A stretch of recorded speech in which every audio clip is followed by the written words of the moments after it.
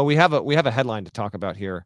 Ed Cooley, Georgetown lost at home to Xavier over the weekend, and Ed Cooley, in a fit of rage, chucked a water bottle, and he meant to throw the water bottle. What he didn't mean to do was to hit a mother and a child, and he immediately apologized. I think he opened his post-game press conference by apologizing for it. Earlier on Sunday, Georgetown suspended Cooley for a game. Here's his quote: "I am deeply sorry for my actions during last night's game and sincerely apologize to the I'm just going to spell it out. NYAHKOON family, whom I have known for years and regard as my own family. My conduct was unacceptable and does not represent who I am or the leader I strive to be. I want to also apologize to the Georgetown community, team, fans, the league, and my family.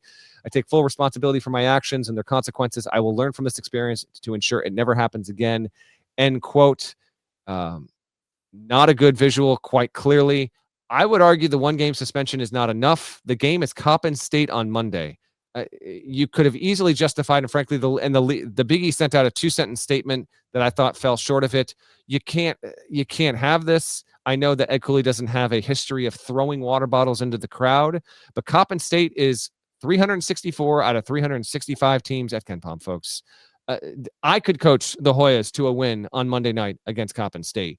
Sitting him for the home game against St. John's on New Year's Eve, I think, would have been the more appropriate action for the university. And falling short of that, the league would have had the power to do so. So I'm not going to stand on protest here and go marching down Main Street, but I thought the punishment was actually a little too slight. And frankly, I don't think that Cooley would have objected to it. I know he knows that he messed up. He owned it immediately, but you can't have this. And I understand the Big East fans who I can't help but imagine say, if this was another coach in our league, the entire world would be on fire right now. It's not. Don't play whataboutism. It's Cooley. It's Georgetown. They're not relevant. It's the action should dictate the punishment more than necessarily the reputation here, because Cooley has no background or priors with it. That being said, I would have sat him down for 2 games, including the game against St. John's. Nothing makes me roll my eyes more than the tweet you get from somebody like, if this was somebody else, you'd have done something else. Like, bro, I'm watching Pluribus right now. All right. I'm not paying attention to anything you're talking about. You know what I do? I talk about whatever I want to talk about when I want to talk about it. I don't keep score. I just talk about what interests me. Yeah, it was in the wrong, clearly. I mean, that could have been so bad. I mean, yes. It's a little kid. Like, nobody was going to die, but like you throw a bottle hits in the wrong way. Little kid's got a bloody nose. I mean, the visual could have been much worse than it was. Yeah, I mean, I don't know how you figure out how long somebody's supposed to serve a suspension for something like this.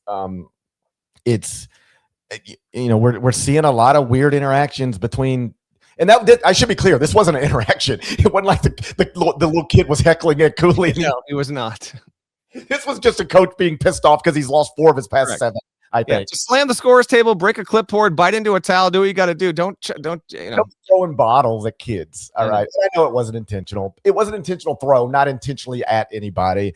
I don't know how to gauge those things, but just this whole thing feels off. Like like him leaving his alma mater and hometown, and then it's not. It certainly hasn't popped.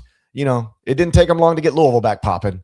But for some reason, it's taken longer at Georgetown, and I know it was promising earlier in the year, but it has turned on him already.